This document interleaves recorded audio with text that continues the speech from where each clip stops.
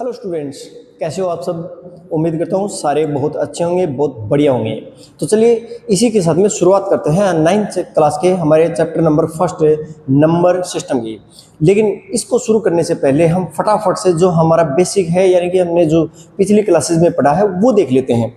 और वो क्या है, हमने नंबर को पढ़ना कहाँ से शुरू किया था? नेचुरल नंबर से, जो कि 1 2 3 4 और ऐसे चलते चलते इनफाइनाइट तक हमें लिख सकते हैं। ठीक है। उसके बाद में होल नंबर, है होल नंबर जो 0 से शुरू होकर के 1 2 3 4 और ऐसे ही इनफाइनाइट तक ये भी चलते हैं। ठीक है। उसके बाद में अगला आता है इंटीजर नेगेटिव इनफाइनाइट से आकर के -1 0 1 2 और ऐसे ही इनफाइनाइट तक पॉजिटिव में, यानी कि इंटीजर क्या होते हैं, नेगेटिव में भी इनफाइनाइट तक और पॉजिटिव में भी इनफाइनाइट तक। उसके बाद में आपने सीखे होंगे फ्रैक्शन में लिखना, जैसे कि 2/3 5/9 वगैरह वगैरह। ठीक है। फिर आपने सीखा है डेसिमल नंबर। ठीक है। जैसे कि 5.2 9.11 या सॉरी 9 इसको बोलेंगे 11। फिर हम देखते हैं कि मान लो 10.05 वगैरह। ठीक है। आपने ये सारे नंबर पढ़े हैं। अब हमारा अगला टॉपिक रहेगा रेशनल नंबर एंड इरेशनल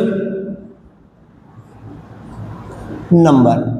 अब आज की क्लास में हम सीखेंगे सबसे पहले कि रेशनल नंबर और इरेशनल नंबर ये कैसे वाले नंबर होते हैं, कैसे टाइप के नंबर होते हैं। तो वो सभी नंबर जिनको हम फ्रैक्शन में लिख सके। फ्रैक्शन का मतलब है कोई ना कोई न्यूमरेटर हो और कोई ना कोई डिनोमिनेटर हो।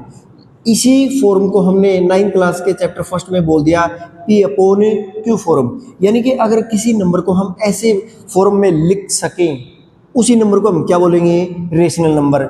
और जो नंबर P/Q फॉर्म में नहीं लिखा जा सकता उसको क्या बोलेंगे? Irrational number. लेकिन साथ ही साथ में आपको ये जो P और Q यानी कि न्यूमरेटर और डिनोमिनेटर जो लिखे हैं ना, इनकी दो कंडीशन है, उनको जरूर याद रख लेना है। वो क्या? Q does not equal to 0। आपको पता है Q अगर 0 हो गया यानी कि P कोई भी नंबर आ सकता है, और डिनोमिनेटर में अगर 0 हो गया तो ये कौन सी कंडीशन हो जाएगी? Not defined. कौन सी कंडीशन हो जाएगी? Not defined. ठीक है। दूसरा P and Q belongs to integer. P and Q belongs to integer ये जो साइन लगाया मैंने, सबसे पहले इसको समझो। जो बिलोंग्स टू, मैं बोल रहा हूँ बिलोंग्स टू, यानी कि जब आप बोलते हो कि मैं उस गांव से बिलोंग करता हूँ, मैं उस स्टेट से बिलोंग करता हूँ, या उस कंट्री से बिलोंग करता हूँ, तो इसका मतलब है आप वहाँ के निवासी हो। वैसे ही ये जो P और Q जो आपने लिए ना, वो कहाँ के निवासी होने चाहिए? इंटीजर यानी कि नेगेटिव में कोई नंबर हो, पॉजिटिव में कोई नंबर हो, नो टेंशन, बट ये ऐसे नंबर हो। ठीक है। उसके बाद में आपको ये इस साइन का मतलब समझ में आ गया होगा। उसके बाद में हम इन दोनों की चेक करेंगे कि P और Q जो है ना वो क्या होने चाहिए? इंटीजर होने चाहिए। जैसे मैं नंबर लिखूं √2/5, तो Q does not equal to 0 है। ठीक है, ये Q 0 नहीं है, वेरी गुड। बट अगर हम P की बात करें, क्या P इंटीजर है? √2 नहीं है। ठीक है। उसके साथ में एक कंडीशन और लागू होती है, यानी कि जब आप कोई भी नंबर लिख लेते हो, मान लो मैंने लिखा 2.5/9, तो मैं पूछूं क्या ये नंबर रेशनल नंबर है? तो सबसे पहले एक चीज और आती है कि इस नंबर को आप सोल्व जरूर करके देखेंगे। जैसे कि 2.5 है, इसका डेसिमल हटाओगे तो लिखोगे आप 25/9 × 10।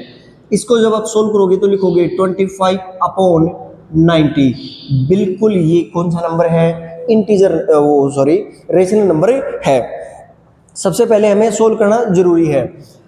जैसे कि एक एग्जांपल और दूं, सोल्व करना क्यों जरूरी है। मान लो आपके पास में नंबर लिखा हुआ है √7/7 क्या नंबर लिखा हुआ है? 7/7। डिनोमिनेटर की बात करें तो 0 नहीं है। ठीक है। बट अगर न्यूमरेटर और डिनोमिनेटर दोनों की बात करें तो क्या ये इंटीजर है? क्या रूट 7 इंटीजर है? नहीं। क्या 7 रूट 7 इंटीजर है? नहीं। लेकिन अगर हम इसको सोल्व करेंगे तो हम लिखेंगे, इसको सोल्व कर देंगे हम, यानी कि कैंसिल आउट हो जाएंगे, न्यूमरेटर आ जाएगा 1 और डिनोमिनेटर क्या आ जाएगा हमारा 7। अब बताओ क्या ये एक रेशनल नंबर है? बिल्कुल है, ये एक रेशनल नंबर है। और अगर कोई नंबर रेशनल नंबर की फॉर्म में यानी कि पी बाई क्यू फॉर्म में नहीं लिखा जा सकता तो वो नंबर कौन सा होगा? Irrational number. जैसे कि इरेशनल नंबर की बात करें, हमने अभी एक छोटा सा एग्जांपल देखा था 2.5 अपॉन 9। क्या लिखा है? 2.5 अपॉन 9। अब आप बताओ, जैसे 2.5 है, यहां पर कंफर्म है, अगर आप सोल्व करोगे तो आपके पास में कंफर्म नंबर है, वो क्या है? 2 नंबर है, ठीक है। डेसिमल अगर आप हटा रहे हो तो उसके बाद में कौन सी डिजिट है? 5 है, आपने 5 लिख दिया। डिनोमिनेटर में आपको पता है डेसिमल के बाद में जितनी डिजिट्स होती हैं उतनी ही जीरो आप लगा दोगे, ठीक है। आपने अगर इसको सोल्व भी किया तो आप लिखोगे 5/2। यहां तक आप बिल्कुल सही हो, ठीक है। लेकिन अगर आपके पास में नंबर आ जाए कि मान लो 2.333333, यानी कि एक ही डिजिट क्या हो रही है? बार बार रिपीट हो रही है, तो आप यहां पर तो कह सकते हो कि रेशनल नंबर है। क्या आप यहां पर कंफर्म हो कि ये रेशनल नंबर है? तो मैं बोलूंगा कि बिल्कुल ये रेशनल नंबर है जब कोई नंबर ऐसा हो जिसके डेसिमल के बाद में डिजिट्स बार बार रिपीट हो रही हैं, वही डिजिट्स। जैसे कि मान लो यहाँ पर 1 डिजिट रिपीट हो रही है। दूसरा मैं एग्जांपल लूँ कि 5.29292929। आप यहाँ पर देख रहे हो 2 डिजिट रिपीट हो रही हैं, नो प्रॉब्लम। जैसे हम एक एग्जांपल लेते हैं 0.477777। आप यहाँ पर देख रहे हो कि एक डिजिट तो रिपीट नहीं हो रही, वो तो एक ही बार आया है, लेकिन उसके बाद में 7 बार बार रिपीट हो रहे हैं। इस टाइप के सभी नंबर क्या होंगे? रेशनल नंबर होंगे। अब रेशनल नंबर है तो वो सीधी सी बात है पी बाई क्यू फॉर्म में भी कन्वर्ट होने चाहिए। तो हम अभी 9th क्लास के इसी चैप्टर में हम सीखेंगे कि इनको कन्वर्ट कैसे किया जाए। उससे पहले एक बार देखते हैं कि कौन से नंबर ऐसे हैं जिनको कन्वर्ट हम नहीं कर सकते। जैसे मान लो मैं लिखूं √2, √3, √5, √7, ये वाले नंबर, यानी कि रूट के अंदर अगर कोई प्राइम नंबर आया है वो सभी नंबर कौन से नंबर होंगे? Irrational number. दूसरा मैं लिखूं 5.010100010001 और ऐसे चलता जाएगा। आप देख रहे हो कि डिजिट्स डेसिमल के बाद में डिजिट्स तो 01 दिखाई दे रही हैं, लेकिन क्या रिपीट हो रही है? नहीं।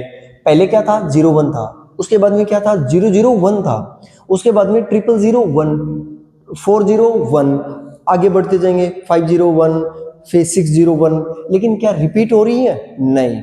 तो आप इन नंबर्स को पी बाई क्यू फॉर्म में नहीं लिख पाओगे, ठीक है। अब कैसे नहीं लिख पाओगे? यहां पर हमने डेसिमल हटाया था, इसकी बात करें तो हमने डेसिमल हटाया था, हमें पता था डेसिमल के बाद में एक ही डिजिट है तो हमने एक जीरो लगा करके यानी कि 10 लगा करके इसको कन्वर्ट कर दिया, ठीक है। लेकिन आप यहाँ पर कंफर्म कर सकते हो, अगर 5.0 पॉइंट आपने मान लो डेसिमल हटा दिया तो 50100100001 ऐसे आप लिखते जाओगे। अब कहाँ तक लिखते जाओगे? आगे कौन सी कितनी कितनी डिजिट्स आएंगे आपको पता है। नीचे आपने डेसिमल हटाया, जीरो लगाओगे, कितने जीरो लगाओगे आप?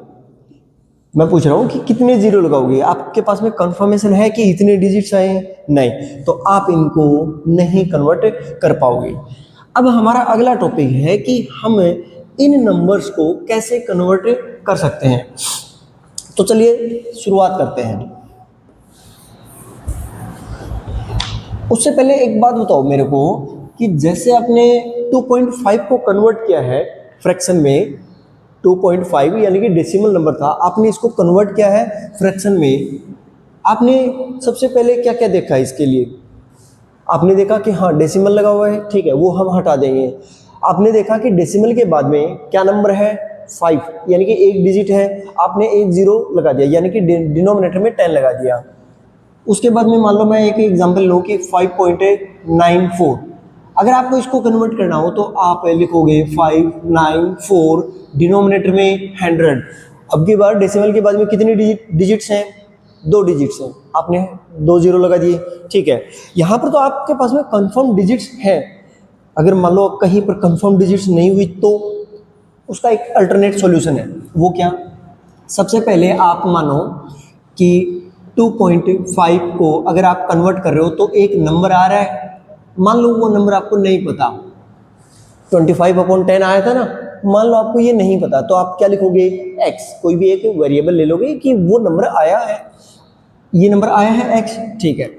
वैसे ही अब आपके पास में क्वेश्चन है कि 3.444444 इसको कन्वर्ट करना है, ठीक है। चलिए ले लेते हैं, लेट x इक्वल 3.444 रिपीट हो रहे हैं, ठीक है। इक्वेशन नंबर 1 हमें इसको कन्वर्ट तो करना है, बट हमें पता नहीं है कि कन्वर्ट करने के बाद में फ्रैक्शन में क्या नंबर आएगा, तो हमने क्या ले लिया है? x ले लिया है, ठीक है। मल्टीप्लाई बाई 10 बोथ साइड्स, यानी कि बोथ साइड में आप 10 से मल्टीप्लाई करो, तो यहाँ पर लेफ्ट हैंड साइड में क्या आ जाएगा आपका? 10x। यहाँ पर राइट हैंड साइड में क्या आ जाएगा? 34.444, और ये रिपीट हो रहा है। Equation number 2। अब कुछ बच्चे डाउट में हैं कि एक 4 इधर कैसे आया, तो आप एक बार यहाँ पर चेक करो, यहाँ पर नंबर क्या था? 5.94, ठीक है। आपको मान लो इसको मल्टीप्लाई करना है किससे? 10 से, तो यानी कि आप इसको मल्टीप्लाई कर रहे हो, दैट मीन इसको भी मल्टीप्लाई कर रहे हो, बात तो वही है, ठीक है। यहाँ से आप एक जीरो कैंसिल आउट करोगे, तब आपके पास में रिजल्ट क्या आ जाएगा? 594/10, और जब आप इसको डेसिमल में वापस से कन्वर्ट करोगे तब आपके पास में नंबर आ जाएगा, एक डिजिट छोड़ करके डेसिमल लगा दो, तो 59.4, यानी कि 59.4 आया कि नहीं आया? तो आपका जो डेसिमल के जस्ट पास में जो नंबर है 9, वो इधर आ जाएगा। ठीक वैसे ही हमारे पास में जो ये वाली डिजिट थी वो इधर आ गई जब हमने इसको 10 से मल्टीप्लाई किया। नाउ अब आप जैसे मान लो एक छोटा सा यहाँ पर एग्जांपल दूँ, आपके पास में मान लो नंबर है 5x इक्वल 9, आप इसको कैसे सोल्व करोगे? x इक्वल 9/5, ठीक है, ऐसे ही सोल्व करोगे, ठीक है। लेकिन यहाँ पर देख रहे हो आप कि डेसिमल वगैरह कुछ नहीं है। अगर मान लो मैं डेसिमल के बाद में 0 भी मानो तो भी कुछ नहीं है, ठीक है।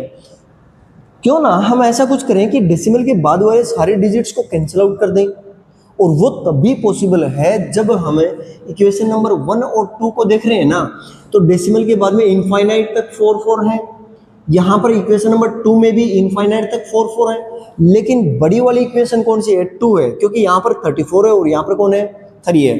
तो क्यों ना हम क्या करें कि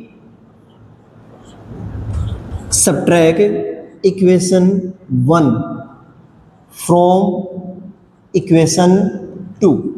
आप सेकंड वाली इक्वेशन में से फर्स्ट वाली इक्वेशन क्या कर दो? सब्ट्रैक्ट कर दो। तो सब्ट्रैक्ट करने का तरीका हमारा रहेगा 10x इक्वल 34.444, ठीक है। यहाँ पर फर्स्ट इक्वेशन लिख दो, क्या लिखोगे? x इक्वल 3.444, और यहाँ पर आगे कंटिन्यू चल रहा है, ठीक है। सब्ट्रैक्ट करेंगे, 10x माइनस x क्या आ जाएगा?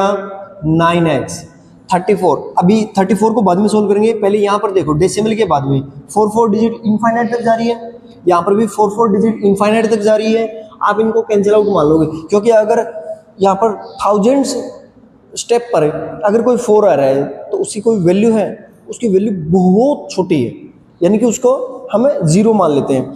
तो यानी कि ये सारे नंबर आपस में कैंसिल आउट हो जाएंगे। 34 में से 3 सब्ट्रैक्ट करोगे, कितना आएगा? 31। तो x इक्वल 31/9, यानी कि हमारा जो फ्रैक्शन फ्रैक्शन में था, PYQ फॉर्म में था, वो नंबर कौन सा है? 31/9।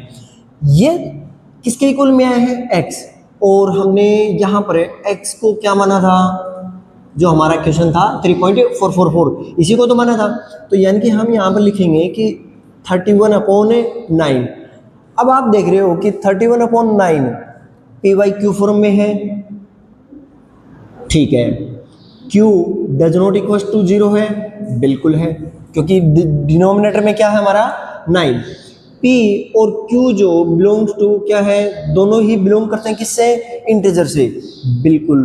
तो इसीलिए मैं बोल सकता हूँ कि 3.4444 जो डिजिट रिपीट हो रही है वो क्या है कि रेशनल नंबर है। और साथ ही साथ में मान लो आपके पास में क्वेश्चन आता है 3.4 बार, ठीक है, इस बार का मतलब क्या है कि जो बार बार डिजिट रिपीट हो रही है उसको एक बार लिख करके यानी कि शॉर्ट फॉर्म में लिख करके हमें शो कर सकते हैं।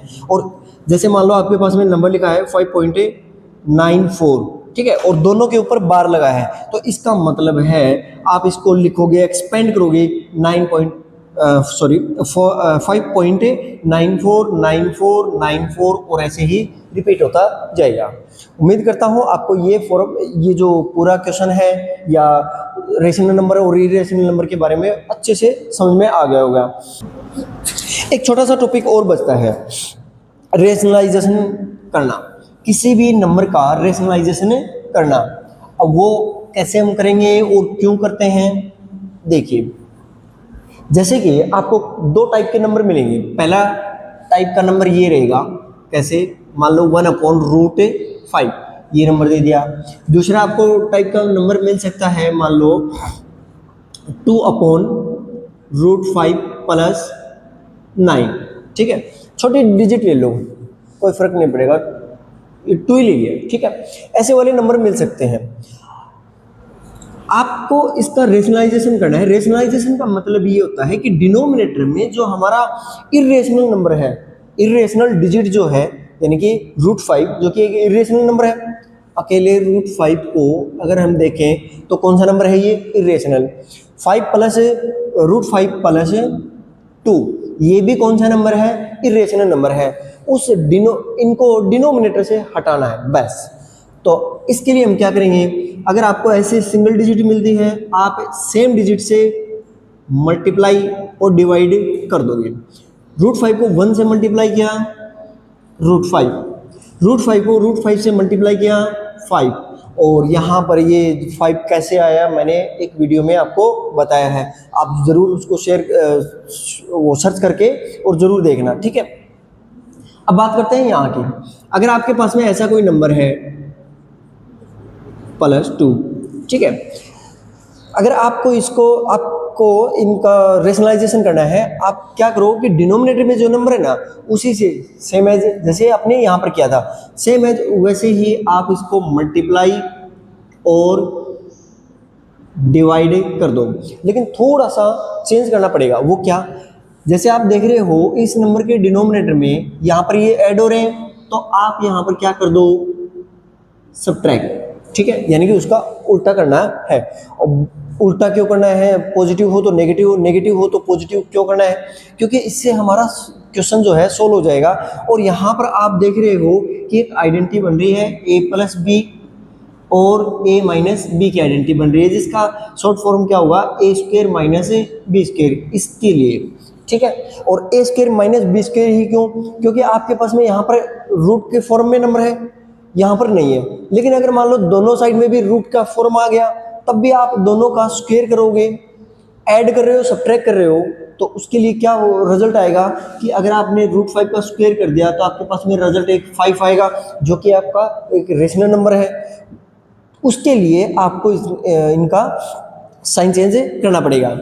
अब आप यहाँ पर मल्टीप्लाई कर दो, 2 को √5 से मल्टीप्लाई किया, 2√5 माइनस 2 को 2 से मल्टीप्लाई किया 4, √5 को √5 + 2, √5 - 2 यानी कि a² - b², तो यानी कि दोनों का स्क्वायर कर दो, तो √5 का स्क्वायर माइनस 2 का स्क्वायर, ऊपर लिखेंगे न्यूमरेटर 2√5 - 4, यहाँ पर क्या जाएगा 5 माइनस, यहाँ पर कितना जाएगा 4। जब आप इसको सोल्व करोगे तो क्या बच जाएगा आपका 2√5 - 4, ये आपका आंसर है। उम्मीद करता हूँ चैप्टर फर्स्ट के पूरा बेसिक आपको अच्छे से समझ में आएगा। अगले वीडियो में हम बात करेंगे, सभी सारे हमारे क्वेश्चंस जो हैं उनको सोल्व करेंगे स्टेप बाय स्टेप।